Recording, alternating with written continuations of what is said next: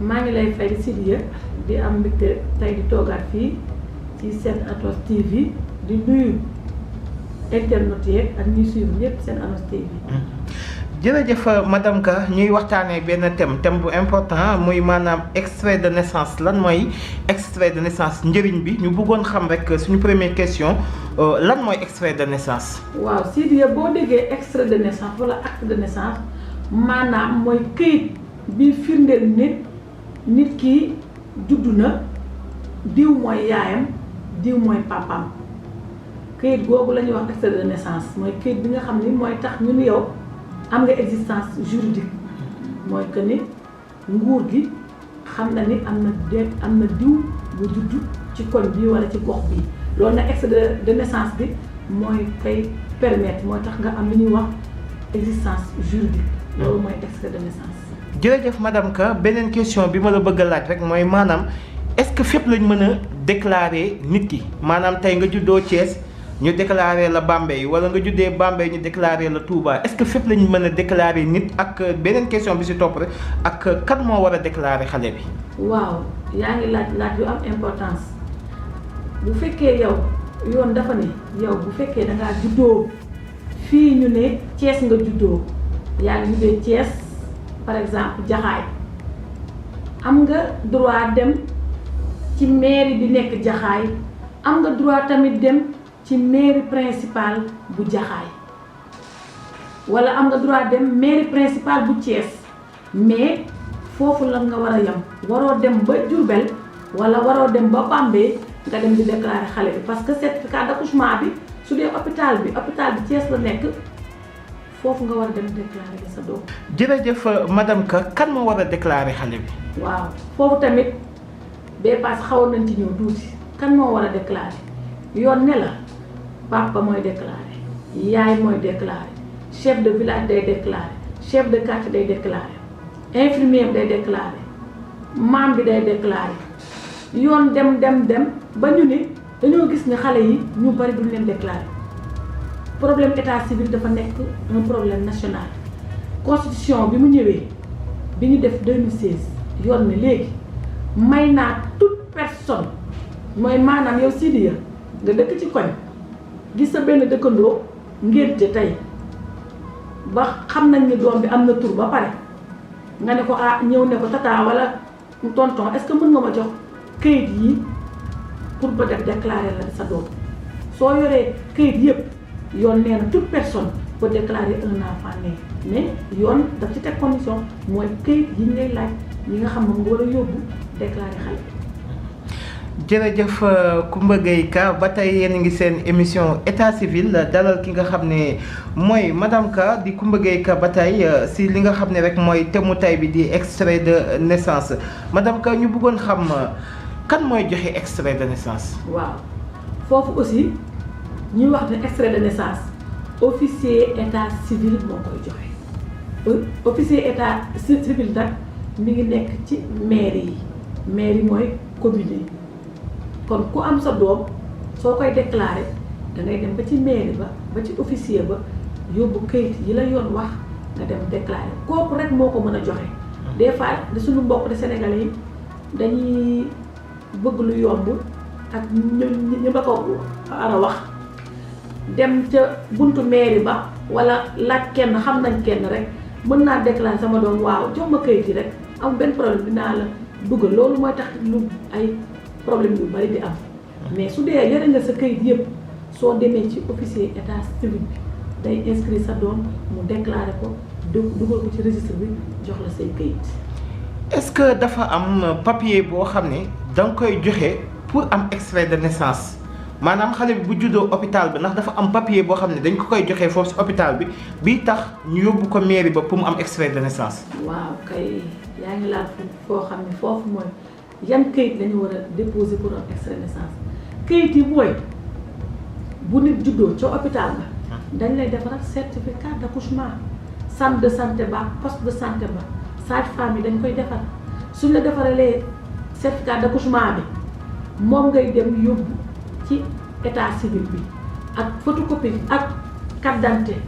yaay ji carte d'identité papa ji foofu tamit mais ñëw ci benn point mais yoonu Sénégal man jigéen su ma demee di déclarer sama doom damaa war a yóbbu certificat mariage bi pour ñu def ci sant papaam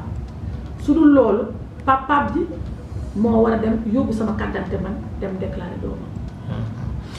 jërëjëf madame Ka ba tey yéen a ngi seen émission état civil tey ñuy waxtaanee li nga xam ne mooy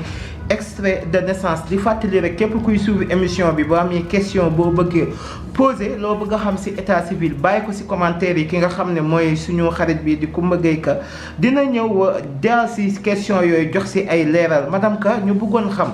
pour nga déclarer xale bi délai bi ñaata la. waaw yoon nee na la bu xale juddoo may naa la 15 jours mayaat naa la 1 mois mayaat la 45 jours yooyu la ñuy wax déclaration tardive yoon ne la may naa la ba xale bi am atum yàlla donc su xale bi juddoo tey 10 janvier 2020 am nga ba 10 janvier 2021 pour déclarer ko ci état civil bi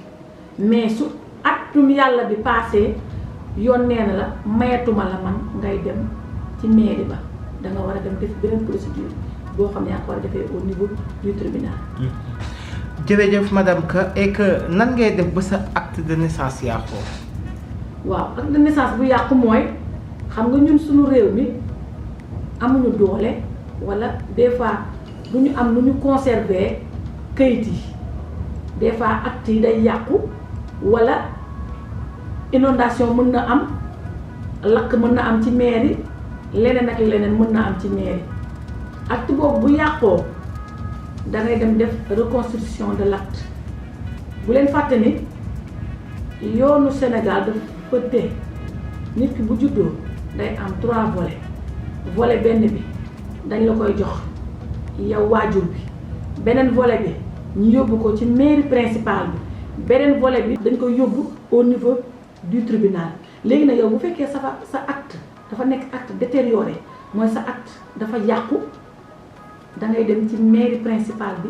ñu defar la acte su dee foofu mënoo ko fa am da ngay def demande de reconstitution mooy da ngay bind benn requête benn demande adressé ko au procureur de la République pour ñu reconstituer waatal la sa acte ndaxte registre yi chaque le 31 décembre dañ koy yóbbu au niveau des tribunaux. jërëjëf madame Ka ma bëggoon laaj benn question rek lan mooy waral tax nit di dem tribunal ci ay papier juddu. waaw loolu li koy waral sànq bii day nekk surtout sa réponse sa kii sànq sa question sànq bi mooy. yoon ban délai moom la may. soo amee su at jotee. su ma amee doom ba mu am at man déclaré wu ma ko mënatuma dem mairie ba damay dem tribunal pour uti foofu lu ñuy wax jugement tardif de déclaration de naissance jugement boobu nag pour nga am ko da ngay yóbbu certificat d'accouchement bi dem ci mairie ba nga xam ne fa nga waroon a déclarer ñu utal la certificat de non inscription nga ut ñaari témoin ak yow ñaari waajur yi ngeen taxaw pour utal seen doom këyit soo leen ko utalee foofu ba pare këyit bi ñu leen jox jugement boobu tardif boobu lañ lay jox nga dellu ci mairie ba ñu transcrire ko nga soog a am acte de naissance.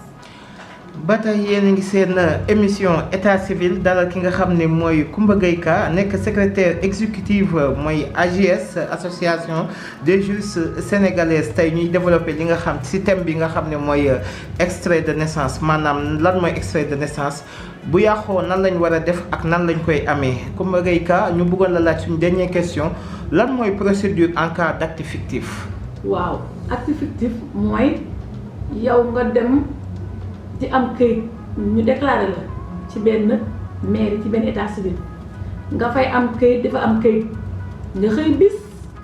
ñëw di ut extrait ñu ne la yow sa acte nekkul ci registre bi donc loolu bis bu amee da ngay dem utiwaat beneen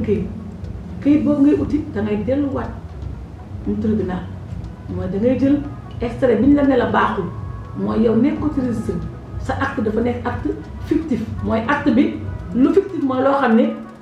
existé wu donc da ngay dellu mairie ba ñu defaral la certificat de non existence certificat de non existence boobu ngay boole sa extrait de naissance bi nga xam ne la baaxul su fekkee yow nekk goo majeur sa ñaari waajur yi dañuy yóbbu seen photocopie carte d'identité ak ñaari témoin nga dem tribunal pour ñu régulariser la ñu defar la beneen jugement nga mën a yóbbu mairie ñu soog la dugal ci registre bu baax. jërëjëf madame Ka leeral yi am na solo sa dernier mot ci thème mu tey bi. waaw ci wàllum naissance yi may wax rek ne nañuy déclarer xale yi ndax yoon lim la may 1 an la 1 an defe naa ne nit war na cee mën a déclarer nit foofu may wax la ne la yoon may na la sax nga déclarer 1 enfant à naître mooy man sama soxna dafa ëmb damaa war a tukki wala nekkuma fi wala lenn ak lenn damay dem ci mairie bi nekk sama soxna dama koy jox sama sant xale bi di judd ñu bind sa sant daal di koy bàyyi bis bu xale bi juddoo ba ñu jox ko tur da ngay ñëw rek ñu remplir date de naissance mooy kañ nga judd ak ban tur la judd loolu yoon sax may na la ko fii nag li ñu koy def sax bariwul mais yoon may na la nga déclarer 1 enfant à naître may waxaat ne jigéen ñi nga xam ne tamit dañuy am ay doom te xëy na seen waajuru doom yi nanguwuñu wala nangooguñu yoon nee na leen dem leen déclarer seen doom ngeen def ci seen sant ndax xale boobu war a am këyit bis bu papa ji ñëwee ba déclarer ko